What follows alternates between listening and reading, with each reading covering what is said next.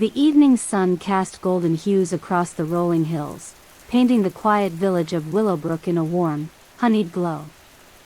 Elena stood at the end of a narrow gravel driveway, gazing upward at the old wooden house she had inherited from Aunt Clara. It stood quietly atop a gentle slope, nestled comfortably between clusters of tall, ancient oak trees and sprawling fields of fragrant lavender. As she took a slow, deep breath, the scent of lavender filled her lungs, washing away the long drive's fatigue. Elena tightened her grip on her suitcase and walked up the driveway, her feet crunching softly on the gravel. The house, with its faded white paint and sprawling porch, seemed welcoming despite its age. Hanging flower baskets swayed gently from the porch's beams, petals rustling softly with the evening breeze. "You must be Elena," came a gentle voice from behind. Elena turned, startled yet instantly comforted by the friendly face of an elderly woman with silver hair, bright blue eyes, and a smile that felt like warm sunlight. "Yes," Elena replied, smiling back. "I'm sorry, you caught me off guard." The woman chuckled softly, a sound like a breeze through chimes. "I'm Margaret, your neighbor from just over the fence. I saw your car pull in and thought you might need a welcoming face." "That's very kind," Elena said, feeling her shoulders relax. "I'm afraid I'm a bit lost in this new place." "Oh, dear, we've all felt that way at one time or another," Margaret reassured her, stepping forward. "I knew your Aunt Clara very well, you know. She adored this house and especially the lavender fields. They bloom beautifully every summer." "They're lovely," Elena agreed, inhaling the soothing fragrance again. "Come inside," Margaret invited warmly. "Let me help you settle in. I've brought some freshly baked scones and lavender honey tea." Inside, the house was cool and filled with soft evening light filtering through lace curtains. Antique furniture, carefully arranged, spoke of countless cozy evenings spent by the fireplace. Margaret led Elena to the kitchen, a charming space with pale blue cupboards and a large wooden table that showed gentle wear from generations of use. "It's beautiful here," Elena said softly, placing her suitcase beside the doorway. "Yes," Margaret agreed, setting the kettle on the stove. "It's a place filled with memories, love, and whispers of the past. But mostly, it's a home that welcomes you back no matter how long you've been gone." The kettle soon whistled softly, and Margaret poured steaming water over the fragrant tea leaves. Elena watched, comforted by the simple motions and the warm presence of her new neighbor. "Did Aunt Clara spend most of her time here alone?" Elena asked gently. "Oh, heavens no," Margaret smiled, handing Elena a delicate china cup filled with tea. "She was always surrounded by friends, laughter, and, of course, her beloved books. She ran a little book club, you see. We gathered right here every Thursday evening, discussing literature and life." "That sounds lovely," Elena sighed, sipping her tea, the honey's sweetness blending perfectly with the floral aroma. "Perhaps you'll join us sometime," Margaret suggested warmly. "We'd all love to hear your story, and maybe you could help us finish the book Clara chose before she left us." "I'd like that very much," Elena replied softly, feeling a gentle sense of belonging begin to blossom within her chest. After finishing their tea, Margaret gently placed her hand on Elena's shoulder. "Take your time settling in. Remember, you're never alone in Willowbrook. We're all just a fence away." When Margaret left, the house seemed to grow quieter but remained gently welcoming. Elena explored slowly, discovering each room as though unwrapping gifts carefully preserved just for her. Upstairs, she chose a bedroom overlooking the lavender fields, drawn by the serene view that promised peaceful dreams. As the sun dipped beneath the horizon, Elena sat on the wide windowsill, watching shadows dance softly among the lavender stems. Somewhere in the distance, wind chimes echoed gently, their delicate notes weaving seamlessly into the fabric of twilight. "I think I'll be happy here," Elena whispered to herself, leaning back against the soft pillows. Aunt Clara knew exactly what she was doing. The last rays of daylight faded slowly, replaced by the gentle embrace of nightfall.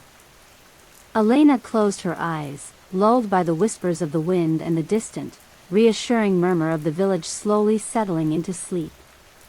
The first rays of sunlight peeked through the lace curtains, gently nudging Elena awake. She stretched lazily, savoring the warmth of the morning sun on her face. The scent of lavender lingered, blending perfectly with the fresh morning air that drifted through the slightly open window. With a content sigh, she sat up and swung her legs over the edge of the bed, her bare feet touching the cool, polished wooden floor. She wrapped herself in a cozy knitted shawl left draped over the chair, its softness instantly comforting. The house was quiet, save for the soft creaking of the wooden beams as it settled into the new day. Elena wandered downstairs, tracing her fingers along the old wooden banister. She made her way into the kitchen, where morning light danced across the countertop, catching flecks of dust in golden halos. A teapot sat on the stove, just where Margaret had left it the night before. On impulse, Elena decided to make herself some tea. She found the lavender blend in the cupboard, along with a small jar of honey labeled in Aunt Clara's tidy handwriting. As she poured the hot water over the fragrant leaves, Elena felt a deep sense of calm settle over her. The world outside was hushed, still waking, and in this moment, everything felt slow and deliberate. She took her tea out onto the porch, settling into the wicker chair that creaked familiarly under her weight. From her vantage point, she could see the lavender field stretching out toward the edge of the woods, where the morning mist still clung like a curtain. Birds chirped lazily in the trees, and bees floated from blossom to blossom, already hard at work. The serenity of it all made her smile. After finishing her tea, Elena decided to explore the grounds.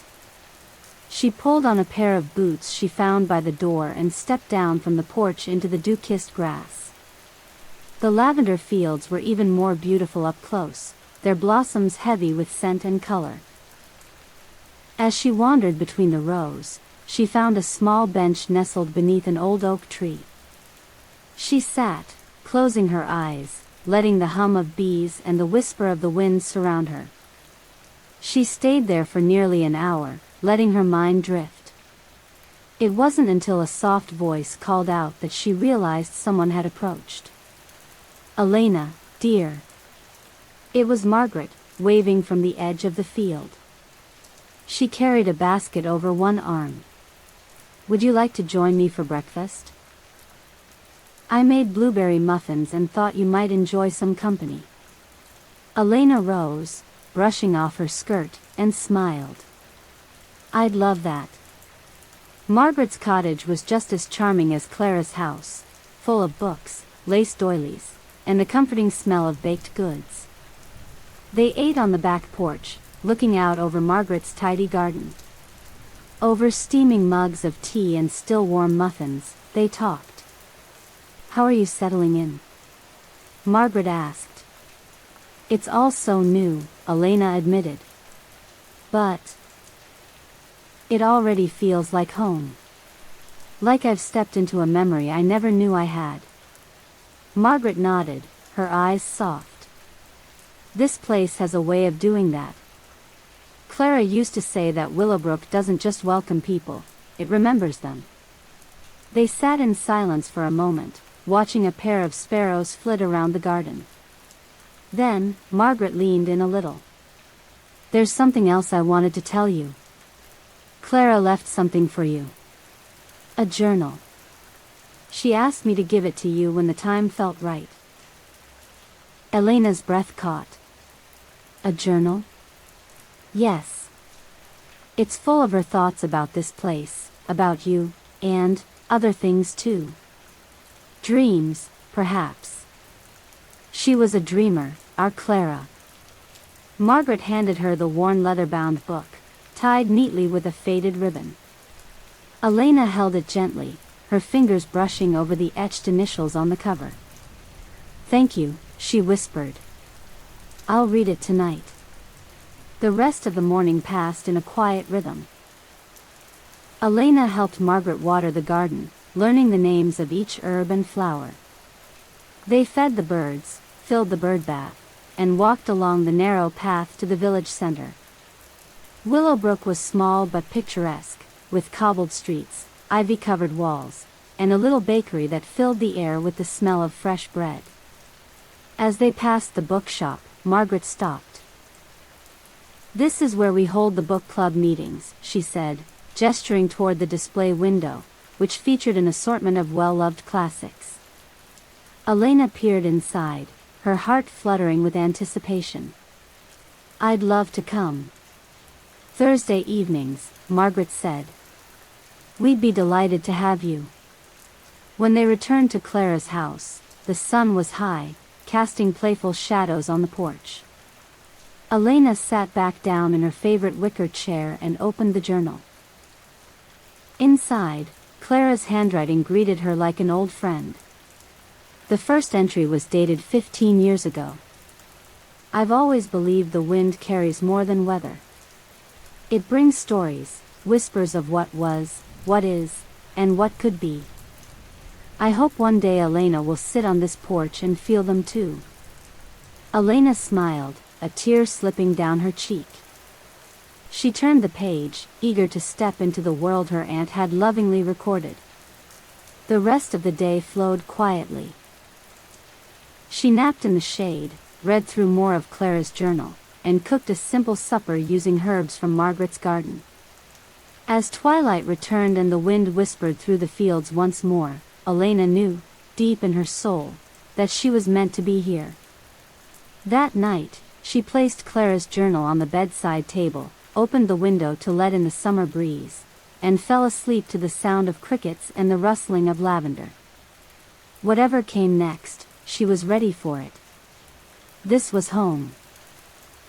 The following morning was wrapped in a silvery mist, softening the edges of everything it touched. Elena awoke to the faint scent of rain on wood and lavender heavy with dew. The house murmured gently around her, the quiet groan of old beams, the whisper of the breeze slipping through slightly cracked windows. Still in her robe, she wandered downstairs to the kitchen, where she placed Clara's journal on the table beside her cup of steaming tea. Her fingers traced the edges of the leather cover before she opened it once again. Some stories live not just in books, but in the wood of the shelves that hold them. Elena smiled. There was a sketch on the next page, a map of the house. Something was marked in the drawing, a tiny symbol near the back of the house where no room currently stood. Curious, she glanced over her shoulder toward the hallway. Later that morning, after dressing in a loose linen dress and tying her hair back, she followed the map's direction. At the far end of the corridor, past the old laundry room, was a wall of faded floral wallpaper. The wallpaper was torn slightly at the corner, and with a tug, Elena discovered a small keyhole behind a narrow wooden panel. Heart quickening, she returned to the bedroom and rummaged through Clara's nightstand. Inside a velvet pouch beneath some old photographs was a single, ornate brass key. The lock clicked easily. Behind the door was a narrow staircase, spiraling downward into a low-ceilinged room lined with shelves and dusty books. The air smelled of old paper and lavender oil. In the center stood a small writing desk, a green-shaded lamp, and a rocking chair. Clara's secret library. Elena descended slowly, feeling as if she were stepping into one of the stories herself. She spent the rest of the morning down there, touching the spines of books, reading margin notes, and pulling one title after another into her lap. Some books were Clara's journals, others poetry, old letters, even a few ancient, leather-bound tomes. There was one particularly worn volume that seemed to stand out.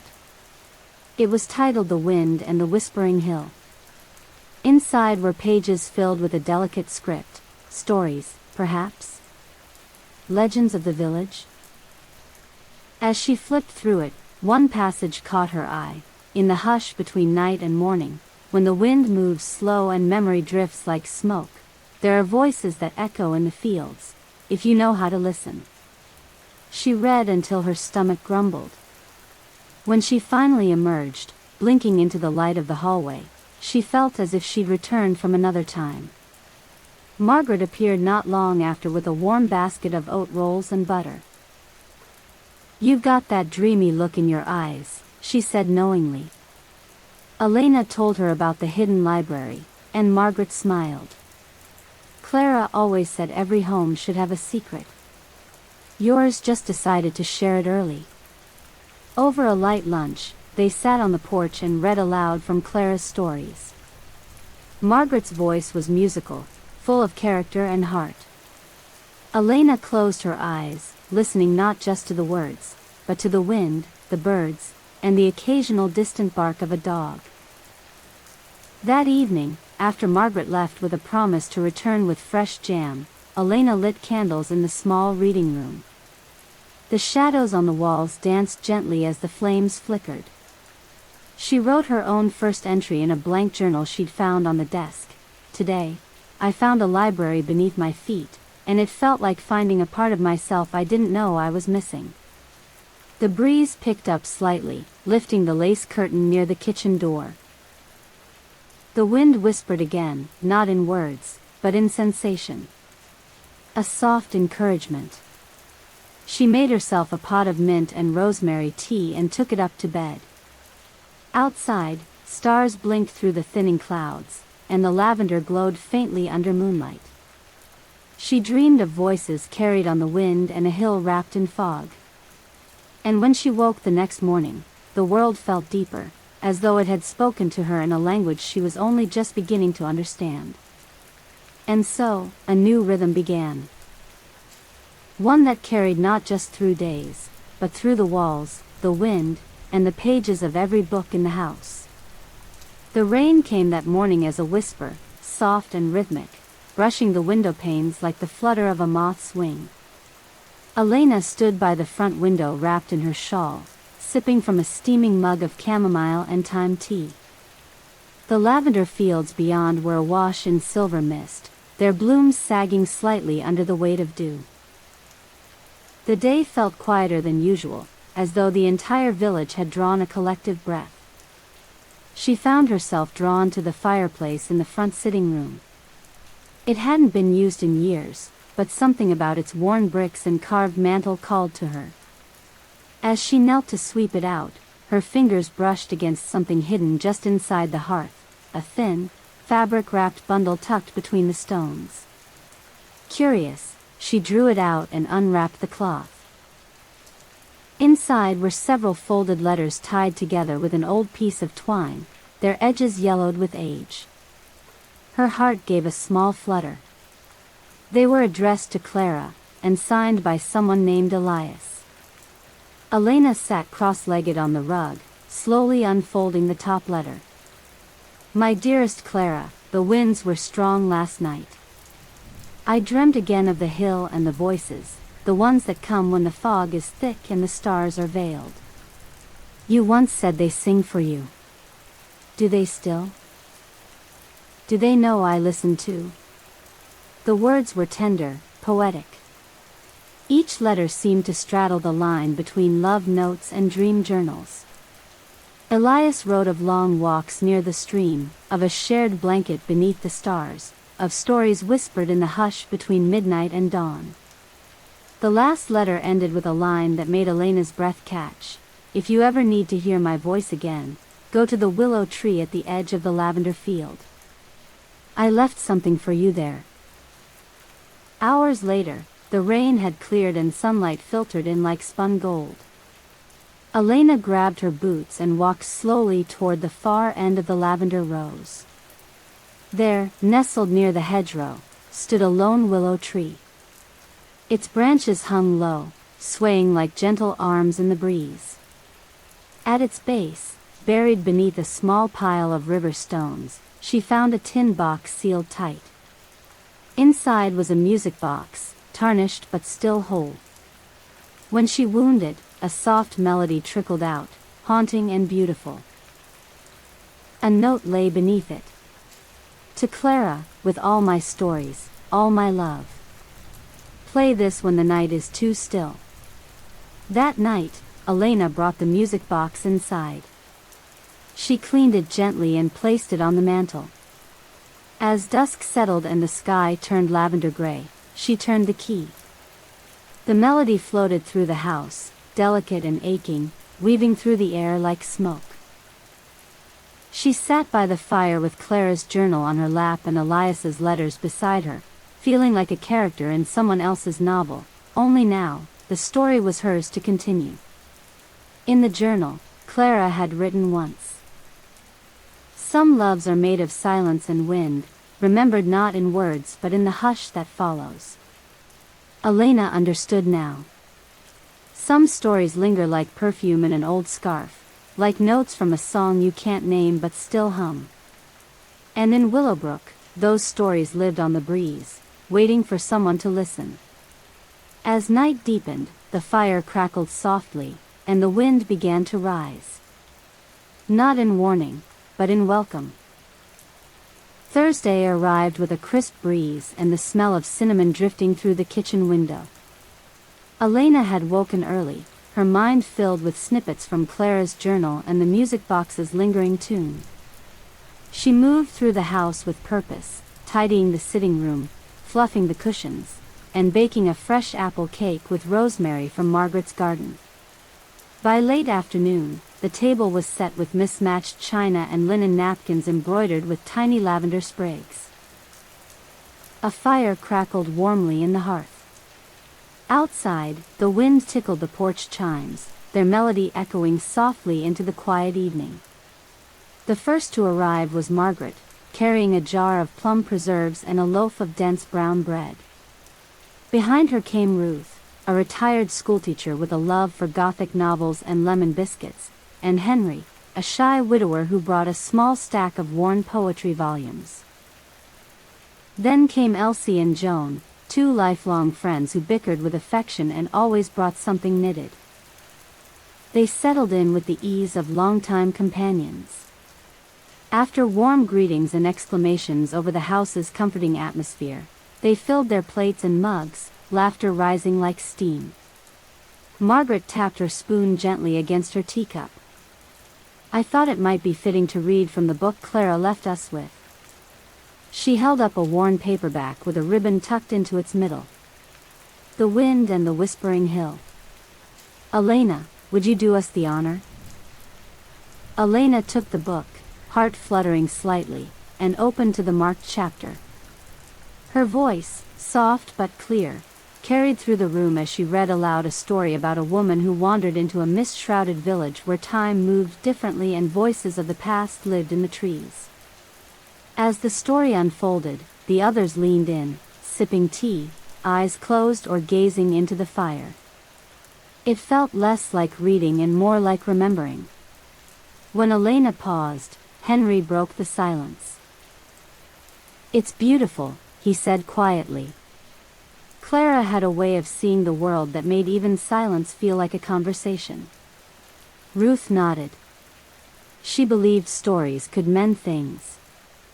That reading them together was a kind of healing. I think she's still here, Margaret added softly.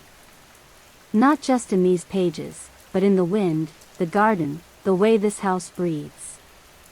They talked long into the evening, about the book, about Clara, about memories that surfaced gently like feathers on a stream.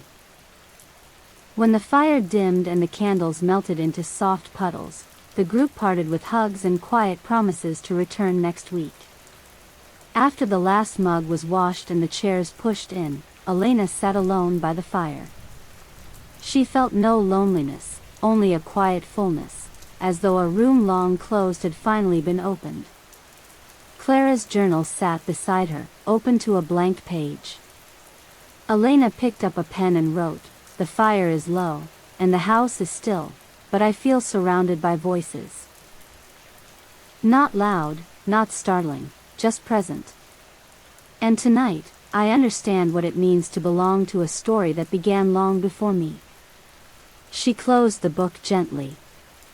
Outside, the lavender swayed in the moonlight, and the wind, ever loyal, hummed its soft lullaby. The next few days passed with the slow elegance of a waltz. Elena settled further into her new rhythm, reading in the mornings, writing in the afternoons, and spending evenings wrapped in blankets, the music box playing gently in the background. On Sunday, rain returned. Not a heavy downpour, but a soft, rhythmic tapping that made the windows misty and the air thick with the scent of wet leaves and earth. Elena found herself drawn to the attic, a space she had yet to explore. The attic was dimly lit, the wooden steps groaning under her weight as she climbed. Dust motes spun in the light slicing through the small circular window. Boxes lined the walls, each labeled in Clara's neat cursive. Old letters, winter linens, keepsakes. One box, simply marked Autumn, piqued her curiosity. Inside were bundles of dried leaves pressed between pages of old books, a collection of candles, and a scrapbook filled with photographs and notes. There were pages dedicated to harvest festivals, village picnics, and cozy nights by the fire. She flipped to a page that featured a photograph of Clara and Elias standing beside a harvest table laden with pies. Behind them, townsfolk danced beneath twinkling lanterns. Clara's handwriting filled the margin. October is a time for remembering and lighting candles for what we've loved. Inspired, Elena decided to bring autumn indoors. She decorated the house with the pressed leaves, placed candles in every room, and baked a pumpkin loaf from a recipe she found tucked inside the scrapbook. The scent of cinnamon, nutmeg, and baking filled the air. Margaret visited just before dusk, bringing mulled cider in a thermos. The two women sat on the porch wrapped in shawls, sipping slowly. Clara would be proud, Margaret said, smiling as she looked around. She always said autumn was the season that loved her most. They spoke quietly as the rain softened. Elena shared the scrapbook, and Margaret reminisced about harvest nights and candlelit readings. The past and present blended seamlessly in the glow of shared memory. That night, as Elena curled up with Clara's journal, she heard it again. The sound of soft footsteps overhead. But she was not afraid. Instead, she smiled. Sometimes, Clara had written, we visit the places we loved when the world grows quiet enough to let us in. Elena whispered goodnight to the house, the wind, and the memory of a woman who had loved deeply and left breadcrumbs of herself in every corner. Sleep came easily, and with it, a dream of lanterns swinging gently in the rain, laughter rising into the mist, and a voice, familiar and kind, saying, "You're home." And she was. The sun returned the next morning, bright and golden, melting the last of the rain from the lavender stalks and warming the windows of Clara's house. Elena rose with a sense of purpose. It was Saturday, the day of the weekly village market. She had passed the square before but never ventured far. Today, she decided, would be her first true walk into town. She wore a long linen dress with tiny embroidered wildflowers and tied her hair with a ribbon she'd found in Clara's old vanity. Slipping on soft leather shoes and a light cardigan, she set off with a basket on her arm and a sense of quiet anticipation. The market square was already alive when she arrived, buzzing softly with voices, the rustle of cloth, and the clink of coins. Wooden stalls offered fresh produce, baked goods, jars of honey, homemade candles, woolen shawls, and delicate pottery. The smells were delicious: baked bread, warm apples, and herbs drying in the sun. Elena stopped at a booth where a kindly man with a long white beard sold small potted herbs. "You're Clara's niece, aren't you?" he asked, his eyes twinkling. "Yes," she said. I'm Elena. She used to buy lemon thyme and lavender every spring. Had a touch with them like I've never seen. They chatted briefly, and Elena picked out a small pot of rosemary. She continued on, drawn by the colors and sounds around her. Children darted between booths with sticky fingers, couples strolled arm in arm, and musicians played a soft tune near the fountain at the center. At the bakery stand, Elena purchased a still warm loaf of fig and walnut bread and 2 buttery croissants. As she paid, the baker, Sarah, smiled. We've missed Clara, she said. She always told stories while she waited. Said her bread tasted better when it had been earned by a good tale. Elena smiled in return. I'll have to remember that. She wandered through the market for hours, stopping to speak with a beekeeper, admiring hand-woven baskets, and purchasing a tiny bouquet of dried flowers that smelled of summer and memory. When her basket was full and her heart even fuller, she took the long way home. The path led her past the brook that bordered the village, where she sat on a sun-warmed stone and dipped her feet in the cool water. Dragonflies skimmed the surface, and birds flitted through the trees. She closed her eyes, letting the breeze comb gently through her hair. Later, back at the house, she unpacked her treasures and placed each one with care. The rosemary took root in a clay pot near the window. The bread was sliced and shared with Margaret, who stopped by just before twilight with a jar of homemade plum jam. They ate on the porch again, feet wrapped in blankets, the air growing cooler as the sun sank behind the hills. You're part of this place now, Margaret said quietly. Elena nodded, watching the sky change color. I feel like the house has been waiting for someone to remember. That night, she wrote in her journal, in the market, in the laughter, in the honey and rosemary, I found Clara's story continuing in 100 quiet ways. And I think I'm starting to find mine too. As she fell asleep, the scent of bread and herbs lingered in the air, and in her dreams, Clara walked beside her through the market, smiling at each stall, whispering the names of every flower they passed. Monday began with a hush. The village was quiet, wrapped in a blanket of pale morning fog. Elena woke slowly, her body warm beneath layers of quilts, her thoughts still drifting somewhere between the present and the misty corners of her dreams. After breakfast, she spent the morning pruning the lavender and writing in her journal. Time passed gently, like petals falling from a bloom. It wasn't until late afternoon that something stirred, a knock at the door. It was soft, almost hesitant.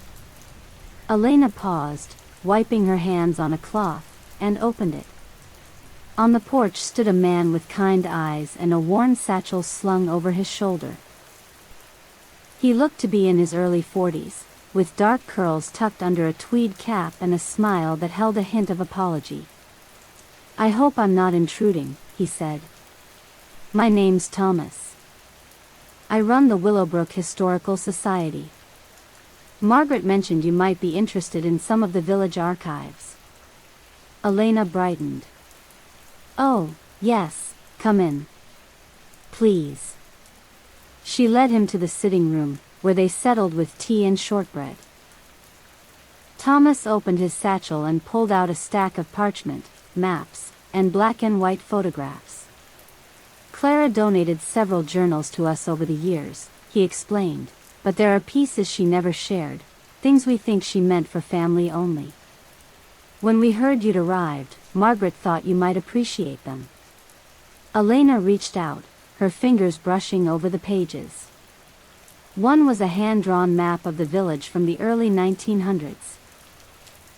Another was a letter addressed not to her, but to Elias. As they examined the documents, the room filled with the quiet energy of shared curiosity. Thomas pointed out locations on the map, old wells, a weathered stone circle in the woods, a forgotten orchard at the hill's edge. When the sky began to shift into twilight, Thomas hesitated. Would you mind if I came back another time? There's more in the archives, and I have a feeling Clara's stories aren't finished." Elena smiled, heart warmed by his gentle enthusiasm. "I'd like that very much." After he left, she sat for a long while on the porch, the map and letter in her lap, the sky blooming with stars above her. An owl called from the trees. The wind played with the edges of the old parchment like it remembered every line. She whispered a promise into the night, to listen, to follow, to remember. And as the moon rose full and silver, the lavender swayed below, carrying her quiet vow across the sleeping hills. The next morning dawned bright and brisk. A soft breeze moved through the trees as Elena wrapped herself in a scarf and stepped outside with a small leather-bound notebook tucked under her arm. Thomas's visit had left her thoughtful. The map he brought still sat on the kitchen table, marked with paths she hadn't yet walked. Today, she would follow one. She chose the orchard. Forgotten, Thomas had said, but it was more than curiosity that pulled her there. Something about the letter to Elias, the sketches in Clara's journal, and the way the trees leaned toward the hills in the distance, called to her. The path began where the lavender fields thinned out, just beyond the old stone fence.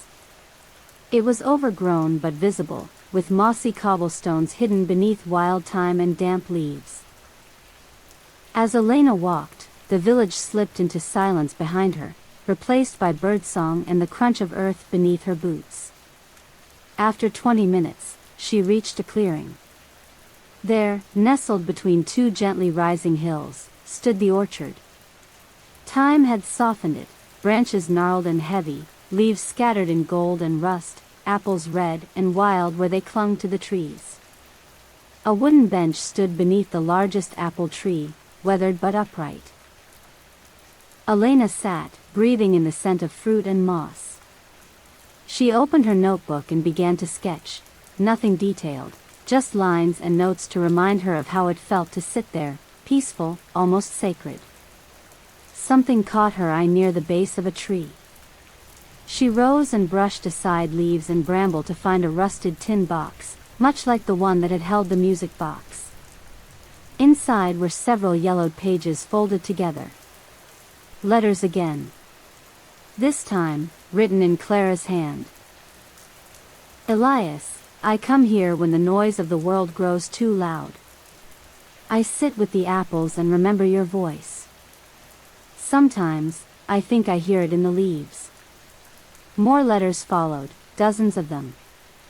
Some poetic, some simple. All written in the same looping script, all filled with longing and hope. Elena sat for a long time reading, the wind threading through her hair. When she finished, she returned the letters to the box, cradling it as she walked home. In the hallway, she placed it beside Clara's journal and the music box, forming a small shrine of memory. That evening, she invited Margaret over and shared the day's discovery. They read the letters together, pausing often to sip tea and watch the sky grow soft and violet outside the windows.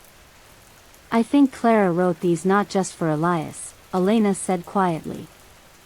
"I think she left them for someone who would need to understand them one day." Margaret smiled gently. "And you were the one who heard her voice in the wind." Elena didn't reply, but in her heart, she knew it was true. Some stories waited quietly, like seeds asleep in the ground, until the right hands unearthed them and let them breathe. And this orchard path, was only the beginning. Elena awoke in the stillness just before dawn, when the world hovered on the edge of sleep and light. The sky outside her window was the color of pale ink, and the lavender fields shimmered beneath a gentle blanket of mist. Something in her chest stirred, not worry, not fear. Just a soft pull, like a thread gently tugging. She rose quietly, wrapping herself in a thick cardigan, and made her way to the upstairs landing. There, at the end of the hall, was a small arched window she hadn't paid much attention to before. It overlooked the northern part of the estate, where the woods bordered the fields and the moon cast long shadows through the trees. She pressed her hand to the glass, its coolness startling against her skin. A light flickered at the forest's edge. It wasn't a lantern. It was softer, more natural, like the glimmer of a candle too far away to see clearly. The moment passed. When she looked again, there was nothing but moonlight and moving branches. Later that day, Thomas returned with more documents. Elena made tea and they sat surrounded by open books and Clara's old papers. Among them, Thomas discovered a half-finished story. Clara's handwriting was slower here, more fragile, but unmistakably hers. The story was titled The Window Beyond the Wind. She never published this one, Thomas murmured. Elena read aloud, "There is a window in the house that doesn't belong to the architecture. No plans mention it, no builders recall it. But it looks out toward the woods, and on some nights, when the moon is full and the wind is right, you can see someone standing just beyond the trees, waiting, not unkindly, to be remembered." Goosebumps rose on Elena's arms. She looked at Thomas, who gave a small, thoughtful smile. "Do you think it's just fiction?" she asked. He hesitated. "In Willowbrook? I think the line between stories and truth is thinner than most places." That night, after Thomas left, Elena climbed to the arched window again. The moon was high, casting long shadows. The wind rustled softly, and for a moment, she thought she heard something else, footsteps in the grass, a low melody, the sound of someone humming far away. She didn't feel afraid. The presence felt old, gentle, and watchful. When she finally returned to bed, she wrote in her journal, "Some windows don't just show you what's outside. They show you what still waits to be seen." And as she drifted to sleep, the moonlight slid across the floor like silver ink, tracing the edges of an invisible page being slowly turned. The next day dawned bright and golden, sunlight spilling through the windows in long, dappled beams. Elena woke to the scent of rosemary and lavender, drifting from the small potted herbs on her windowsill. It was a quiet morning, one of those days that asked for soft music and slow thoughts. After breakfast, she returned to the attic, drawn again to the mystery of Clara's life, the parts still unfolding like pressed flowers in forgotten books. She opened a new box labeled Keepsakes, expecting photographs or letters. Inside, she found a bundle of soft fabric wrapped around a delicate glass pendant, opal and silver, shaped like a teardrop. Beneath it was a folded note. "For the one who stays when the stories begin again. Wear this when the wind calls." Elena held the pendant up to the light. It shimmered with quiet iridescence, as if catching not just the sun, but something more. She placed it around her neck. Later, while watering the herb garden, Margaret stopped by with a picnic basket. "Thought you might want company today.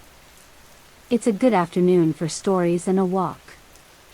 They strolled through the field paths, following a narrow trail Clara had once marked in a hand-drawn map. They passed the orchard, the brook, and came upon an old bench tucked beneath a rowan tree. There, they settled with sandwiches and lemon water, the sky stretching wide above them. "Clara used to sit here and write for hours," Margaret said. She believed every place had a memory, and some just needed the right person to help them remember. Elena touched the pendant absent-mindedly. "Do you think she left things for me on purpose?" Margaret smiled. "Clara never did anything halfway. I think she left pieces of herself for the one who'd listen." When they returned to the house, Elena felt a gentle kind of exhaustion, the good kind that comes from sunshine, conversation, and walking among memories. She bathed, dressed in a soft nightgown, and curled on the couch with one of Clara's books. As dusk fell, the pendant grew warm against her skin. Not hot, just a whisper of warmth, like a sigh. She touched it, then looked out the window. The arched one. The woods were still. But the breeze that came through the open pane carried the scent of lilacs, though none grew nearby. She didn't feel the need to explain it. Instead, she leaned back, eyes half closed, and whispered into the settling dark, "I hear you." And in the quiet that followed, the pendant glowed faintly, as though it understood.